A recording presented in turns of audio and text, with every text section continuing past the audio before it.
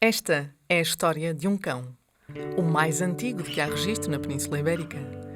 O seu esqueleto foi encontrado por arqueólogos no final do século XIX em Muge, Portugal. Esta é uma história de zooarqueologia. Estamos na Península Ibérica e vamos recuar 8.000 anos até ao período cronológico do Mesolítico. Nas margens do rio Tejo, em Muge, houve nessa altura um grande acampamento de humanos. Eram caçadores-recoletores. Neste tempo, o único animal doméstico era o cão. O desta história, conhecido como cão de Muge, é já adulto. Por essa razão, pensa-se que faria parte do grupo de humanos desde pequeno e deve ter sido muito estimado para viver tanto tempo. Mais à frente veremos outros aspectos que suportam esta hipótese. O cão de Muge acompanhava o homem nas suas atividades de caça e consumia dos mesmos alimentos. Essencialmente, vivia de uma dieta aquática à base de peixes e moluscos. Terá vivido integrado entre os humanos até à sua morte. Ainda não se sabe a causa de morte, mas pelos vestígios sabemos que foi enterrado com cuidado. Algo que só começou a acontecer no final do Mesolítico e por toda a Europa. Esta forma cuidadosa de o depositar na terra sugere que os humanos teriam uma relação afetiva com este animal. Permitiu, além disso, que milhares de anos mais tarde o seu esqueleto se encontrasse quase completo. Durante milénios, o cão permaneceu enterrado nos concheiros de Muge. Os concheiros, ricos em restos de conchas, proporcionaram um ambiente muito favorável à preservação dos ossos e dentes. Esta condição permitiu aos investigadores recolher muita informação sobre o animal.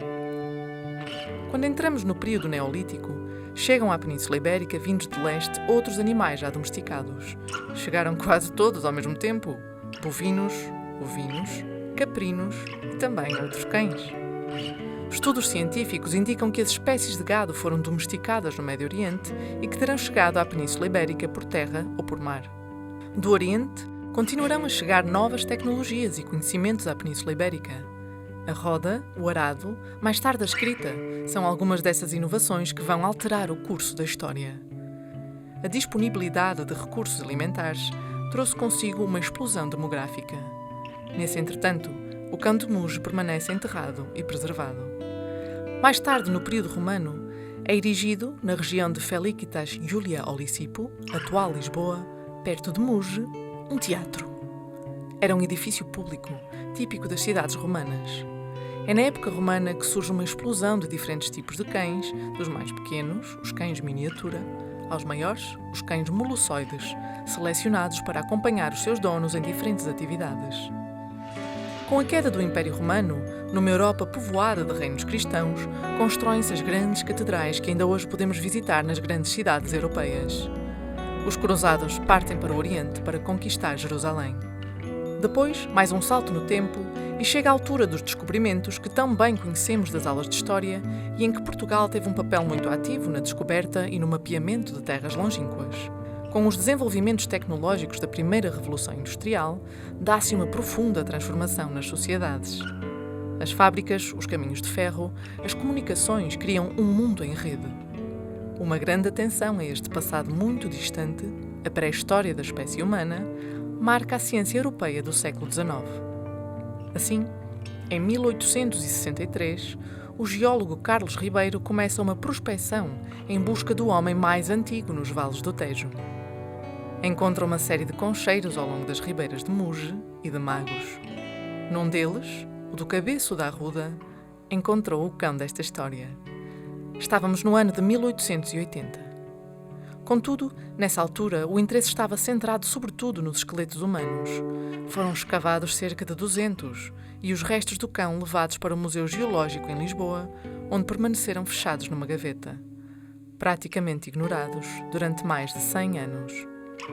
Em 2010, os restos do cão são redescobertos durante uma nova investigação feita aos restos de fauna provenientes de antigas escavações, e de um estudo detalhado surge a primeira publicação, que revela resultados biométricos e de contexto arqueológico.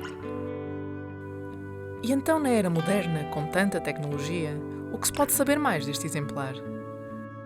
Sabemos que o cão descende do lobo cinzento, Por análise genética do DNA antigo deste exemplar, suspeitamos que possa ter tido origem no lobo ibérico.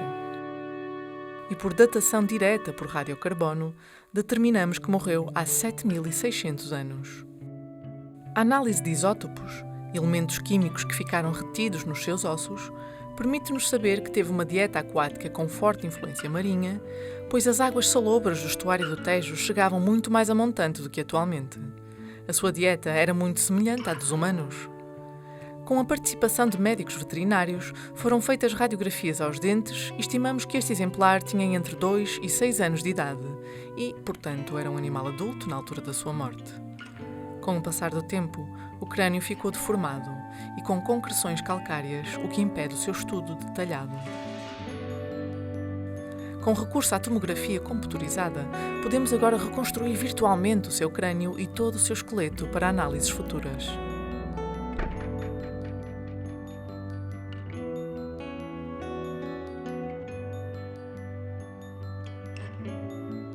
E se pudéssemos voltar de novo ao período Mesolítico e resumir tudo o que sabemos sobre este achado arqueológico?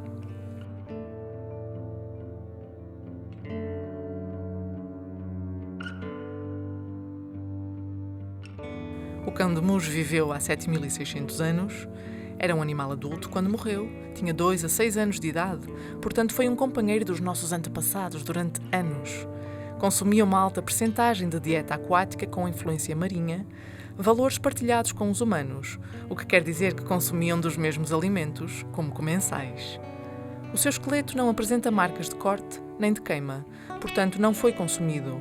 O seu esqueleto foi encontrado quase completo, o que significa que foi depositado com cuidado e enterrado próximo dos restos de humanos, numa demonstração muito clara dos elos emocionais que os aproximavam. Esta é a extraordinária jornada de um animal doméstico mesolítico, que ainda hoje desafia e desperta curiosidade aos humanos.